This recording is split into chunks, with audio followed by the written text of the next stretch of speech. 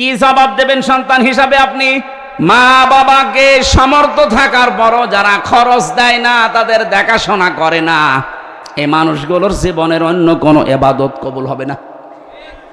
4 জন মানুষের নাম ধরে গীবত করা জায়েজ আছে, তার ভেতরে প্রথম নম্বর ওই সন্তান, যে সন্তান নিজের সমর্থ থাকার পরেও তার মা বাবার খরচ দেয় না, তাদের খেদমত করে না, এই সন্তানের নাম বলে জনগণকে সতর্ক করা জায়েজ আছে যে ও নিজের সন্তান হিসাবে এরকম, ও যেন কোনো দায়িত্বে যেতে না পারে, জনগণ সাবধান থাকবা। ও নিজের আসল জায়গায় যদি খরচ না করে একবারে সিরিয়াল বাদ দিয়ে চলে যাচ্ছে উনি চট্টগ্রামে, চট্টগ্রামতে 5 জনের ভেতরে একজনের নামও নেই, আছে? আপনি সিরিয়াল মেনটেন করেন, সিরিয়ালকে আমি বানালাম, কে বানিয়েছে? সুতরাং এইটা যদি বাংলাদেশে আমরা প্রতিষ্ঠিত করতে পারি কোরআনের এই আয়াত অনুযায়ী, বাংলার 630টা থানায় অনেক ঝামেলা ওসি সাহেবদের কমে যাবে। প্রতিদিন এরকম মা বাবার বিচারি করা লাগে মনে হয় 10-12টা করে। কত বড় গুরুত্ব দিয়েছেন আল্লাহ, নিজে ব্যাখ্যা করছেন। পুরা কোরআন পড়ে আমি এত ব্যাখ্যা দুনিয়ার কারো নামে পাইনি যত ব্যাখ্যা আল্লাহ দিয়েছেন মা আর বাবার নামে। আল্লাহ রাব্বুল আলামিন 2 নম্বরে জানিয়েছেন তোর মা, তার এই দুনিয়াতে ডেলিভারি কষ্টময় যে কষ্টটা পেয়েছে এটা তোর বাবা পায়নি। 3 নম্বরে কমপক্ষে 2 বছর পর্যন্ত দুধ খাওয়ানো লাগে সন্তানকে, এটা পৃথিবীর কোনো বাবা টের পায় না, যত কষ্ট সব মায়ের। আমার এই 63 দিন আগে একটা মেয়ে হয়েছে, রাতে আমার মনে হয় 24 ঘন্টার এই 12 ঘন্টা রাতে 8-9 বার তার জন্য খালি দুধ খাওয়াতে ওঠানো লাগে। অথচ এই দুধ খাওয়ানোর দায়িত্ব কিন্তু আমার বউর না, ও দায়িত্ব আমার। এটা আমি বানালাম না, কোরআনে কারিমে আল্লাহ জানিয়েছেন ওয়াল ওয়ালিদাতু ইরদিউনা আওলাদাহুন্না হাওলাইনি কামিলাইনি লিমান আরাদা ইয়াতিমার রাদা। সূরা বাকারা 2 নম্বর পারা 17 নম্বর পৃষ্ঠার 1ম নম্বর লাইনের 231-32 নম্বর আয়াত। ভালো করে মিলাবেন যারা জ্ঞানী মানুষ আছেন। আল্লাহ পাক বলেন আমি দায়িত্ব দিয়েছি। এখানে কিন্তু লিমান আরাদা ইয়াতিমার রাদা শব্দটা মুযাক্কার, মুয়ান্নাস না। মেয়েদের নাম আল্লাহ দেয়নি, পুরুষের নাম দিয়েছেন। যে সন্তানকে 2 বছর দুধ খাওয়ানোর দায়িত্ব বাবার না মায়ের? কোথায় পেয়েছেন মায়ের আন্দাজে? এখানে হুজুর বসে নেই। শব্দটা বললাম মুযাক্কার, পুরুষ। মায়ের নাম আল্লাহ দেয়নি। লিমান আরাদা, লিমান আরাদা আইয়াতিমার রাদা। এর যত কষ্ট স্বীকার করা লাগবে, যত অর্থনৈতিক সাপোর্ট দেওয়া লাগবে সব বাবার, মায়ের কোনো দায়িত্ব নেই। মা যদি সন্তানকে দুধ পান নাও করায় গুনাহ হবে না, কিন্তু বাবা যদি দায়িত্ব পালন না করে তার গুনাহ হবে। এখন মায়েদের যেহেতু আল্লাহ মেশিন পত্র দিয়েছে, আমাদের দেয়নি। আমাদের আছে? আপনি কিয়ামত পর্যন্ত চেষ্টা করবেন, এখানে ধরে রাখবেন বাচ্চা 1 ফোঁটা দুধও পাবে না, কিন্তু দায়িত্ব তো আমার। এখন স্ত্রী দয়া করে দায়িত্বটা পালন করে দিচ্ছে। ও যদি বলে তোমার একটা ছেলে মেয়েকে দুধ 2 বছর খাওয়াতে পারি, 5 লাখ করে টাকা দেওয়া লাগবে, আপনার তাই দেওয়া লাগবে। আমার মনে হয় মাইকে বলা এটা ঠিক হইল না, কারণ আমার ম্যাডাম এখন লাইভ দেখছে। ও ছাতা বাড়ি গেলেই বলবে টাকা দাও, নাই তো তোমার মেয়ে নাও। আমি তো একটা বিপদে পড়ে যাব না, এটা বলে ফেললাম না, আমি আর ভাইকে বলবো না। দায়িত্ব কিন্তু আমাদের, যারা বাবা আছি তাদের। মা যদি দয়া করে পালন করিয়ে দিচ্ছে, স্বামীর ওপর একটা অনুগ্রহ করে দয়া দেখিয়ে, তারপরও মা কিছু নেয় না, কথা বলেন না কেন? একটা ছোট্ট ছেলে মাত্র 6-7 বছর বয়স, মায়ের কাছে 3টা চিরকুট নিয়ে এসেছে, ডাক দিয়ে বলছে মা এই যে আমার ভাউচার গুলো নেন, আমার টাকা দেন। কিসের ভাউচার? তুমি যে প্রতিদিন আমাকে ওই যে মশারি টাঙাতে বলো, তোমার কথা মতো আমি মশারি টাঙিয়ে দেই, এই জন্য আমি হিসাব করে করে লিখেছি মাসে 30 দিন 30 টাকা। ঠিক আছে তোর ভাউচার দে। 2 নম্বর, তোমার ওই ছোট মেয়েটাকে আমি কোলে করে ঘুরি, বিকালে আমি খেলা বাদ দিয়ে তোমার মেয়েকে নিয়ে ঘুরে বেড়াই, এই জন্য প্রতিদিন 1 টাকা করে হলেও 30 দিনে 30 টাকা। তুমি যে রান্না করার সময় আমাকে দোকানে পাঠাও বিভিন্ন জিনিস আনতে, প্রতিদিন তোমার কথা মতো বিভিন্ন জিনিস তোমারে আমি এনে দেই, এই জন্য আমার আরো 30 টাকা। আমার এই 90টা টাকা দাও আর ভাউচারগুলো নাও। মা বলে, সন্তান তোমার কাছে আমারও ভাউচার আছে 3টা। কিসের ভাউচার তোমার? তোমাকে আমি 10 মাস 10 দিন এই পেটে রেখেছিলাম, এত কষ্ট পেয়েছি, জীবনে ভালোভাবে খেতেও পারিনি। ওই সময়টা কোনোদিন আমি কারো কাছে কষ্টের কথা বলতেও পারিনি। হে আমার সন্তান, আমি তো কোনোদিন এ ভাউচার তোমাকে ধরিয়ে দেইনি, আজকে আমি তোমার হাতে ভাউচারটা দিলাম। তুমি তো 1 মাসের হিসাব দিলি, আমি 10 মাস 10 দিনের হিসাব দিলাম, দাও। দ্বিতীয় নম্বর, তোমাকে আমি ডেলিভারির যে কষ্টটা সহ্য করেছি, 1 বালতি রক্ত আমার শরীর থেকে ঝরে গেছে। 1 ফোঁটা রক্ত তৈরি হতে কতগুলো খাবারের প্রয়োজন হয় শরীরের ভেতরে যেতে। 1 বালতি রক্ত তোমার মুখ দিয়ে দেখার জন্য আমি শরীর থেকে ঝরালাম।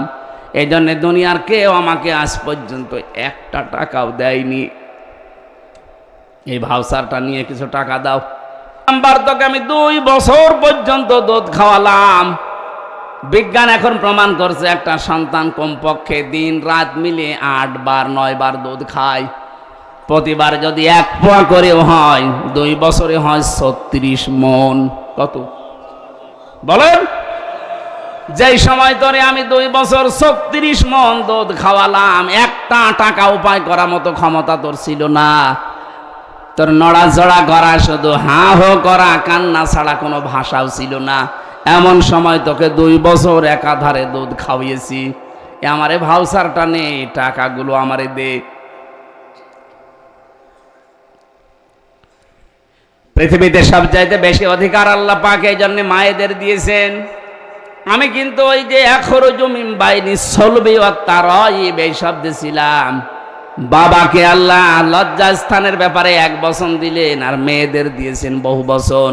কারণ পৃথিবীতে বাবার ছাড়া মায়ের কষ্ট সন্তানের পেছনে 3 গুণ বেশি হয়। বাবার শুধু বিছানায় থাকা দায়িত্ব, বাকি যা করার আপনার মাই করেছে। আর এগুলো করিয়েছেন কে? আরো জোরে বলেন।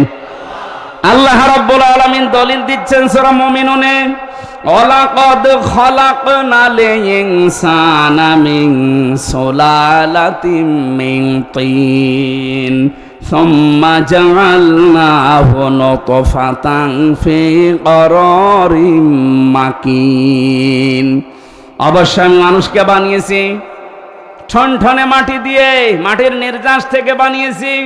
এরপর একটা সুরক্ষিত জায়গায় আমি আল্লাহ তাকে একটা সুরক্ষিত প্যাকেটের ভেতরে রেখে দিয়েছি। এই যে কারারিম মাকিন বলা হয় এমন জায়গাকে যেখানে হাতের স্পর্শ লাগে না।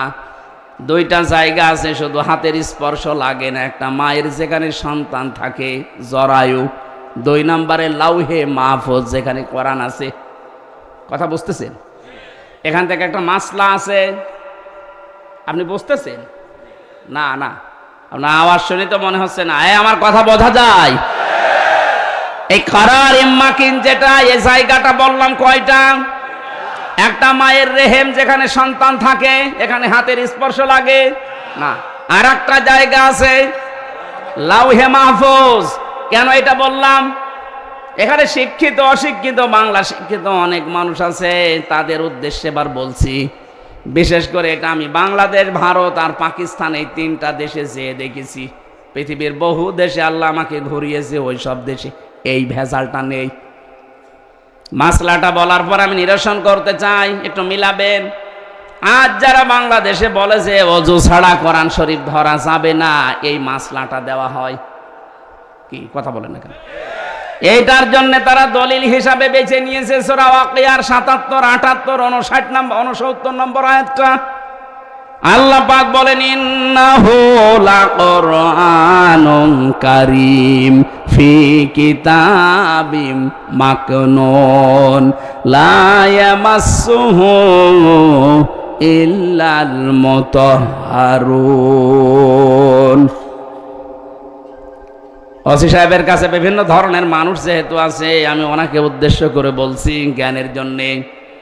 আল্লাহ বলেন এটা সম্মানিত কোরআন, এটা সুরক্ষিত করা আছে সংরক্ষিত জায়গায়। আমি করার মাকিনের অর্থ বললাম কয়টা বলা লাগবে। এক নম্বরে হাতের স্পর্শ ছাড়া, হাতের স্পর্শ ছাড়া যে জায়গাটার নাম আল্লাহ বলতে চান ওইটা হয় এক নম্বরে মায়ের জরায়ু যেখানে সন্তান থাকে, দুই নম্বরে লাউহে মাহফুজ। এ জায়গা ছাড়া আর হাতের স্পর্শ লাগে না এমন কোন জায়গার নাম বলেন আপনি পারবেন না। মায়ের রেহেমের ভেতরে যেহেতু সন্তান, এমন জায়গা আল্লাহ প্যাকেট করে রেখেছেন কোনো হাতের স্পর্শ ওখানে লাগতে পারে না। এখানে যেহেতু কোরআনের বিষয় আল্লাহ কথা বলতে চান, তাহলে মায়ের রেহেম এটা হবে না, কারণ এখানে কোরআন, এখানে কোরআন থাকে। আমি মনে হয় কথা বোঝাতে পারিনি। মায়ের রেহেম যেখানে সন্তান আমরা ছিলাম ওখানে কি কোরআন থাকে না? তাহলে দ্বিতীয় অর্থ হবে সেই লাহে মাহফুজ, এখানে যেহেতু কোরআন আছে, তাহলে এই জায়গাটাও হাতের স্পর্শ আমাদের লাগে নাই। আল্লাহ বলেন লা ইয়ামাসসুহু, টান আছে, লা ইয়ামাসসুহু, যারা আরবি গ্রামার বোঝে, হুর ইঙ্গিত মারজা, এ দুনিয়ার কোরআনের দিকে না, মায়ের ওই জরায়ুর দিকে না, রেহেমের দিকে না, এটা হচ্ছে লাউহে মাহফুজের দিকে। আল্লাহ বলেন লা ইয়ামাসসুহু, ওই কোরআন স্পর্শ করে না ইল্লাল মুতাহহারুন, মুতাহহারুন ছাড়া। এখন মুতাহহারুন কি? মুতাহহারুন শব্দের অর্থ দুইটা, একটা হচ্ছে পবিত্রতা, দুই নম্বরে নিষ্পাপ। ও বাংলার মুসলমানেরা বলেন তো, এই পৃথিবীতে 100 ভাগ পবিত্র 100 ভাগ নিষ্পাপ কোনো মানুষ হতে পারে? যে কোনো সময় আপনি নাপাক হবেনি, কথা বলেন না কেন? স্বপ্ন দোষ আপনার বলি কই আসবে? যদি হয়ে যায় আপনি নাপাক হয়ে গেলেন। হ্যাঁ, ফেরেশতারা একদিকে নিষ্পাপ আর একদিকে পবিত্র, এটা মানতে অসুবিধা আছে? বলেন বলেন। তাহলে আল্লাহ এই আয়াতগুলো দিয়ে ইঙ্গিত দিয়ে যেটা বোঝাতে চাই, এই কোরআন শরীফ না, ওটা লাউহে মাহফুজের কোরআন, যে ওখানে যারা ধরে ওরা একদিকে পবিত্র আর একদিকে নিষ্পাপ। অথচ এটা আমরা চাইনি, দুনিয়ার দিকে মিলিয়ে কোরআন থেকে জাতিকে দূরে সরিয়ে রাখার একটা সূক্ষ্ম ষড়যন্ত্র। হ্যাঁ, আমি আপনাকে বলছি আরবি টু আরবি যেটা কোরআনের আকর্ষণের জন্য, সম্মানের জন্য আপনি ধরবেন না। যদি গোসল ফরজ হয়ে যায়, স্বামী স্ত্রীর ব্যবহার, স্বপ্ন দোষ, এরকম কোন গোসল ফরজের কাজ হয়ে গেলে আরবি কোরআন ধরবেন না। কিন্তু ব্যাখ্যা করা আছে ইংরেজিতে, ব্যাখ্যা করা আছে বাংলায়, ব্যাখ্যা করা আছে উর্দুতে। আপনি কোরআন শরীফের ব্যাখ্যা বিশ্লেষণ তাফসির আছে, ধরতে পারবেন না। কে বলেছে আপনাকে? এটা আমার মনে হয় ইহুদি আর খ্রিস্টানদের সূক্ষ্ম একটা ষড়যন্ত্র, আমরা যেন কোরআনের কাছে সব সময় আসতে না পারি। এর কাছে সব সময় আসতে না পারলে আপনি জীবনের গাইডলাইন পাবেন না। এই কথা বুঝতেছেন? দেরি হয়ে যাচ্ছে। আমি যেটা বলতে চাই, আল্লাহ রাব্বুল আলামিন এবার জানিয়েছেন সুম্মা খালাকনান নুতফাতা আলাকাতান ফাখালাকনাল আলাকাতা মুদগাতান ফাখালাকনাল মুদগাতা ইযামান ফাকাসাউনাল ইযামা লাহমা। এই যারা চলে যাচ্ছেন শুধু প্রসাব পায়খানা আর বিড়ি খাওয়া বাদ দিয়ে কেউ যাবেন না। খুব বেশি নেশা লাগলে বিড়ি খেয়ে আবার চলে আসবেন। তাছাড়া যদি ভালো লাগছে না চলে যাচ্ছে, আপনার কিন্তু গোনা হবে ভাই। যে কয়জন যাচ্ছে আমার মনে হয় এগুলোই যাচ্ছে, হয় প্রসাব পায়খানা অথবা বিড়ি খাওয়া। যান, নেশা যদি বেশি লাগে খেয়ে কিন্তু আবার চলে আসবেন বলছি। খুব জরুরি না হলে উঠেন না, আমার সামনে কিছু কথা আছে খুব দরকার। কবরে যেহেতু আজ হোক কাল হোক যাওয়াই লাগবে, যাওয়ার পরে যদি ধরা খেয়ে যায় এ পুরা জীবনটাই মাটি। এজন্য কেউ যদি ধরা না খায়, সেই জন্যই তো আজকের এই আলোচনা।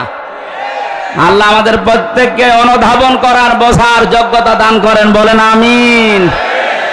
এখান থেকে একটা বেদাত আজকে বাংলাদেশ থেকে আমি তুলে দিতে চাই এই শব্দ দিয়ে। খুব খেয়াল করে শুনবেন, শিক্ষিত মানুষ যারা আছেন তারা একেবারে নাম সই করতে পারেন এমন মানুষ এখানে আছেন না? আর শিক্ষিত তো বাদই দিলাম, নাম সই করতে পারেন এরকম মানুষ হাত তোলেন তো। ঠিক আছে, বাকিগুলো তো সব আয়ে বিয়ে পাস। আল্লাহ পাক বলেন সুম্মা খলাকনান নুতফাতা আলাকা। এই যে বাবার স্ফলিঙ্গ দিয়ে পানিটা বের হওয়ার পরে মায়ের রেহেমের ভেতরে জমা, এই নুতফাটাকে আমি আল্লাহ আলাক বানাই 40 দিনে। কয় দিনে? শুধু আলাক বানিয়ে শেষ করেনি, ফাখলাকনাল আলাকাতা মুদগা, এটা আরেক 40-এ মুদগা বানায়। এখন আলাক কাকে বলে, নুতফা কাকে বলে, মুদগা কাকে বলে? এই তিনটা শব্দের গুরুত্বপূর্ণ একটা শব্দ আমরা এখন নিরসন করব, যেটা মুদগা বলা হয়। বাংলাদেশে আজ হাজারো দরবারে এই শব্দ নিয়ে ধোঁকা দিয়ে বোকা বানিয়ে তারা ব্যবসা করে খাচ্ছে। আপনি মেলাবেন, দেখবেন আপনার জীবন পরিষ্কার হয়ে যাবে, বলবেন এ কি ধোঁকায় ছিলাম গো। আমি এই মুদগা সম্পর্কে একটা হাদিস বলছি, এবার তাকান। আল্লাহর নবী জানিয়েছেন, আলা ইন্না ফিল জাসাদি মুদগাতুন। এদিকে তাকান, বললাম না ক্লাস চলছে। আলা, সাবধান বা জেনে রাখো, ইন্না ফিল জাসাদি মুদগাতুন। ইন্না মানে অবশ্যই, ফি মানে মধ্যে, জাসাদ মানে শরীর, মুদগা মানে গোস্তের টুকরা। অবশ্যই প্রতিটি মানুষের শরীরের ভেতরে একটা গোস্তের টুকরা আছে। কোন জায়গায় আছে? না না, শরীরের ভেতর। ফিল জাসাদি, শরীরের মধ্যে। এখন কি এখানে যারা বসে আছেন কেউ বলতে পারবেন এই মাথা আমার শরীর, বুক আমার শরীর, পেট আমার শরীর, পুরাটা মিলে কি? বলেন বলেন। নবীজি কিন্তু এ কথা বলেন না যে এই পেটের ভেতরে বা মাথার ভেতরে বা বুকের ভেতরে, এটা বলেননি। কোন জায়গায় এখন আপনাকে আবিষ্কার করা লাগবে। আলা ইন্না ফিল জাসাদি মুদগাতুন, অবশ্যই মানুষের এই 3.5 হাত বডির ভেতরে এক জায়গায় এই মুদগাটা আছে। ইদা সলুহাত সলুহাল জাসাদু ওয়া ইদা ফাসাদাত ফাসাদাল জাসাদু। যখন ওই গোস্তের টুকরাটা ভালো হয়ে যায় তখন পুরো শরীর ভালো হয়ে যায়। ওইটা যখন খারাপ হয়ে যায়, নষ্ট হয়ে যায়, ওই মানুষটাও নষ্ট হয়ে যায়। নবীজি শেষের ভাষায় বলেন, আলা ওয়াহিয়াল কলব, ওই গোস্তের টুকরাটার নাম হচ্ছে কলব। নাম কি? বলেন বলেন।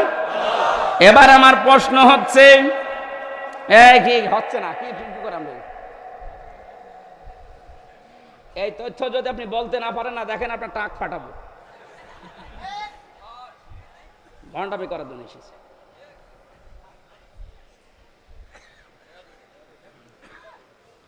শব্দটা ছিল মুদগা। মুদগা শব্দ, আপনি কম্পিউটারের কাছে যান, এই মুদগা শব্দ আরবিতে হোক, ইংরেজিতে হোক, বাংলায় হোক, পৃথিবীর 4,500 ভাষা আছে। যে ভাষায় লিখে ওর ভেতরে দেন, দেখেন মুদগা হওয়ার শর্ত বের করে দেবে। চিকিৎসা বিজ্ঞান জানাচ্ছে যে যদি মুদগা বলতে চান 3টা বিষয় লাগবে তার ভেতরে। 1 নম্বরের ভেতরে রক্ত থাকতে হবে। কি থাকবে? এই মায়ের যে রেহেমের ভেতরে বাবার যেটা জমা হয়, এটা কি রক্ত? কি? বীর্য। বলেন বলেন। এর আরবি নাম নুতফা। আরবি নাম কি? এই নুতফাটা 40 দিন পরেই কিন্তু বীর্য হয়ে যায় না। বীর্য পাল্টাতে পাল্টাতে 40 দিনই হয় আলাক। আলাক মানে আলাক শব্দের আবিধানিক অর্থ এখন বাস্তবে যেটা বিজ্ঞান দেখাচ্ছে, আলাক মানে ঝুলন্ত। এই যে যোগ বলে না, যোগ, যোগ এভাবে কি থাকে? ঝুলে থাকে। মায়ের জরায়ুর দেওয়ালের ভেতরে ঠিক চোখের মতো আমরা এভাবে 40 দিন ঝুলেছিলাম। তার আরবি নাম আলাক। ইকরা বিসমি রাব্বিকাল্লাযী খলাক, খলাকাল ইনসানা মিন আলাক।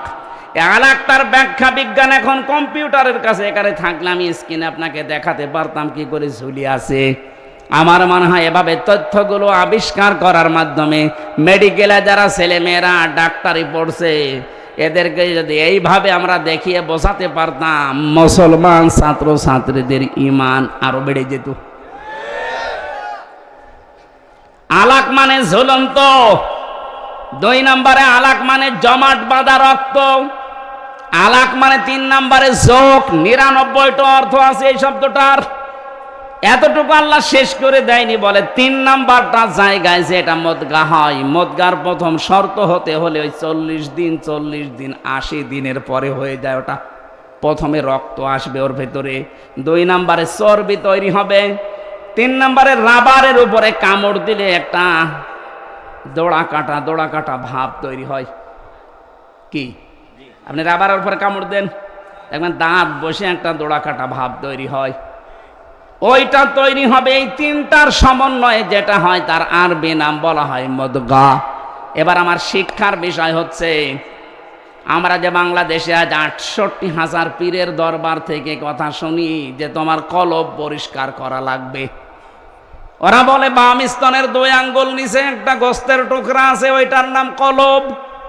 ওটা যদি ধাক্কা মারো জিকির দিয়ে তাহলে ওটা পরিষ্কার হবে, কি বলে না? আমার প্রশ্ন হচ্ছে, কলব হওয়ার জন্য নবীজি যেটার নাম বললেন প্রথমে, ওইটার নাম শব্দ কি বলেছিলেন? মুদগা। আলা ইন্না ফিল জাসাদি, প্রতিটি মানুষের শরীরের ভেতরে গোস্তের টুকরার নাম কি? মুদগা। বলেন বলেন, মুদগা হওয়ার শর্ত কয়টা? আরো জোরে বলেন। ১ নম্বরে রক্ত থাকবে, ২ নম্বরে চর্বি, ২ নম্বরে, ৩ নম্বরে দোড়া কাটা ভাব থাকবে। আপনি আমার উপরে রাগ না করে কোরআন আর হাদিস নিয়ে কম্পিউটারের সামনে বসে গবেষণা করে মিলান। আমি তো আন্দাজে বলছি না, পড়ে পড়ে বলছি। আমারটা যদি ভুল হয় আপনার মানার দরকার নেই, আপনার বাবারটাই মানেন। কিন্তু আমারটা ভুল প্রমাণ করতে না পারলে আপনার ওই বাবার ব্যবসা বন্ধ করা লাগবে। আমি ব্যবসা বলছি এই কারণে, মুদগার সাথে শেষের শব্দটা ছিল আলা ওয়াহিয়াল কলব। নবীজি বলেন ওই গোস্তের টুকরাটার নাম কি? তাহলে মুদগা হওয়ার যে শর্তগুলো, এটার নাম যেহেতু কলব, আমরা যেহেতু কলব এই জায়গায় বলছি বাম স্তনের ২ আঙ্গুল নিচে, এবার এখানে আপনি বুক চিরে ওইটা গোস্তটা বের করেন, আপনি দেখবেন ওখানে হয়তো রক্ত আছে, গোস্ত আছে, চর্বি পাওয়া যাবে। রক্ত, গোস্ত, চর্বি, কিন্তু দোড়া কাটা ভাব আপনি পাবেন না। ৩ নম্বরের শর্ত বিজ্ঞান মিলাচ্ছে, এই যে মাথাটাকেও যদি এই মগজটা ফেলে দেন, উপরের খাপড়ি মগজ বের করে নিয়ে আসেন, এখানে সামনে আছে ফ্রন্টাল লব, অক্সিপিটাল লব, প্যারাইটাল লব, হাউজিং লব। এখানে ৭০টা জিনিস লাগানো আছে। ৭০টা জিনিসে ৭০,০০০ তার দিয়ে পুরা শরীরে আমার আল্লাহ কভার করছে। এই সামনে যেটা আছে ফ্রন্টাল লব, আমরা মনে করি এইটা দিয়ে আমরা দেখি না, দেখি তো চোখ দিয়ে, কিন্তু এটা প্যারাইটাল লব পেছনে লেখা আছে। পেছনে এই জায়গায় যেটা সেট করা আছে, এখানে তার দিয়ে আল্লাহ ঘুরিয়ে পেছি, আপনি মানুষের এই পুরা চামড়াটা ফেলে দেবেন, দেখবেন বিশাল ইঞ্জিনিয়ারিং কায়দায় আল্লাহ বানিয়েছে। কিভাবে যে তার সেট করা, আপনি সেজদা দিতে আল্লাহকে বাধ্য হবেন। দেখি তো চোখ দিয়ে, কিন্তু এই চোখ তো প্রথমে দেখে না, দেখে এইটা পেছনের, এই যে এখান থেকে দেখার পরে তারের মাধ্যমে চোখের কাছে আসে, তাড়াতাড়ি এখান থেকে সিদ্ধান্ত যায় ব্রেনে। এই ব্রেন থেকে আগে, মগজ থেকে আগে সিদ্ধান্ত তাড়াতাড়ি দ্রুত গতিতে বলে, এই সাপ দেখতে পেয়েছিস, তাড়াতাড়ি লাঠি হাতে নে অথবা পেছনে দৌড় দে। এটাকে আপনার চোখ বলে। কে বলে? আরো জোরে বলেন। তাহলে এবার মগজ আপনি খুলে দেখবেন, ওর ভেতরে চর্বি আছে, ওর ভেতরে রক্ত আছে, আর ওই যে দোড়া কাটা ভাব ওর ভেতরে আছে। ওটা শুধু ভাব, দোড়া কাটা না, ওগুলো সব নার্ভ। আমার আল্লাহ এমন ভাবে সেট করে রেখেছে, প্রতিটি সেলের ভেতরে আবার আছে সুখ, দুঃখ, কষ্ট, আনন্দ। এখানে আবার ৮০ প্রকার জিনিস পাবেন। আমার সাথে, কোরআনের সাথে, বিজ্ঞানের সাথে আমি যখন বসে মিলাই, আমার মাথা এমনিতে আল্লাহর সেজদায় নত হয়ে যায়। রব্বুল আলামিন বলেন, তাহলে আমি যেটা বোঝাতে চাচ্ছিলাম, বাংলাদেশ সহ আর ভারতে, এই 2টা দেশে এগুলো বেশি। আজ হাজারো মানুষকে জিকিরের নাম দিয়ে কলব পরিষ্কারের কথা বলি ও করছেন। আরে ভাই, জিনিস তো ওখানে নেই। নবীজি বলেছিলেন এই গোস্তটা ভালো হয়ে গেলে মানুষ ভালো হয়, এটা খারাপ হয়ে গেলে মানুষ নষ্ট হয়ে যায়। তা আমার এখানে যেটা আছে এইটা খারাপ হলে মানুষ তো খারাপ হয় না, খারাপ হয় এইটা। এর ভেতরে যেটা আছে এইটা যদি কারো নষ্ট হয়ে যায় তখন লোকটা পাগল হয়ে যায়। এইটা খারাপ হয়ে গেলে ঘুষ খায়, এইটা খারাপ হয়ে গেলে সুদ খায়, এটা খারাপ হলে মিথ্যা কথা বলে, এইটা খারাপ হলে জেনা করে। আর কথা বলছে না কেন? এরা যদি সত্যি আমরা আজ বুঝে ফেলি, বাংলাদেশে আজ হাজারো দরবারে উল্টা পাল্টা জিকির বন্ধ হয়ে যাবে। তাহলে যারা এই জিকিরের নাম নিয়ে কলব পরিষ্কারের কথা বলে বুক ব্যথা করাচ্ছে, তারা আমারে ভালো বলবে, বলবে যে হুজুর যেন আমার জেলায় আর না আসে, দেখে তোর ব্যবসায় ভাটা পড়ছে। আরে ভাই, বুক পরিষ্কার করে কি করবেন আপনি? এটা সাবান দিয়ে পরিষ্কার করেন, পরিষ্কার তো করা লাগবে। এইটা এই মোবাইলে এত তথ্য আমি এক জায়গায় করেছি আয়াত দিয়ে, যদি সত্যি আমাদের এইটা পরিষ্কার হতো তাহলে 15.5 বছর অত্যাচার করতো না। এইটা পরিষ্কার হলে 15.5 বছর আয়না ঘরে থাকা লাগতো না। আপনি বলছেন আয়না ঘর কি? 10 দিনে আমার জীবন বিষিয়ে উঠেছে, অথচ ওখানে আমি 8 বছর 10 বছর 14 বছরের মানুষ পেয়েছি। ওখানে কবরের মতো জায়গায় আছে, আপনি তো টের পাচ্ছেন না, শুধু দরবারে বসে বসে হু হু করছেন। এইটা খারাপ হয়ে গেছে, এই কারণে মানুষ এত জুলুম করে। বিনা কারণে মিথ্যা মামলা দিয়ে ধরিয়ে দেয় ওনার কাছে, আবার নিজেই ওনার কাছ থেকে টাকা দিয়ে ছাড়িয়ে নিয়ে আসে। এটা 15.5 বছর হয়নি, কিচ্ছু জানে না, ঘরে শুয়ে আছে, ঘুমিয়ে আছে, ঘুম ভেঙে দেখছে ওনার থানায়, কি গো তুই গাছ কেটেছিস, কখন? স্বপ্নে। এরকম মামলা চলছিল। কথা বল না কেন? আমার নামে যে মামলা ছিল এরকম গায়েবী মামলা, আন্দাজে, আমি কিচ্ছু জানি না। আমার বাড়ি থেকে ধরে নিয়ে আসলো, গ্রামের বাড়ি কুষ্টিয়ার হালসায়, অথচ পরের দিন পেপারে ওরা লিখে দিল যে ওনারে কুষ্টিয়ার মজমপুর থেকে।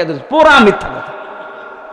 এখান থেকে যে মিথ্যা আরম্ভ হয়েছে, পুরা কেস 3 বছর পুরাটাই মিথ্যা। মামলার আয়ু ছিল এই যে পাশে মাদারীপুরের ট্যাকের হাটে বাড়ি, ওনার আমি খুঁজতেছি, পাচ্ছি না। ওনার দোষ না, ওনারে দিয়ে করানো হয়েছে।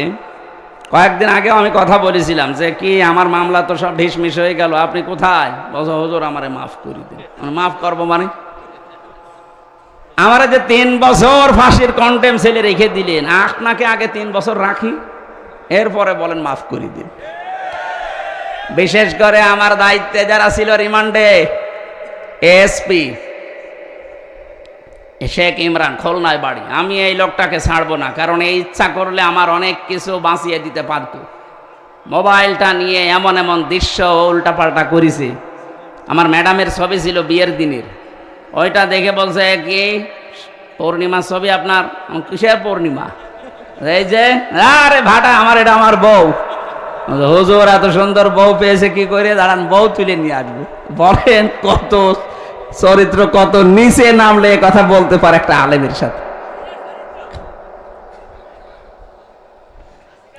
এই সেই কয়জন মানুষ দায়িত্বে ছিল, পুরাটা মিথ্যার উপরে সাজিয়ে 3টা বছর আমার জীবন থেকে কেড়ে নিলেন। কি হয়েছে? এখন তো আপনারা সব পালিয়ে বেড়াচ্ছেন।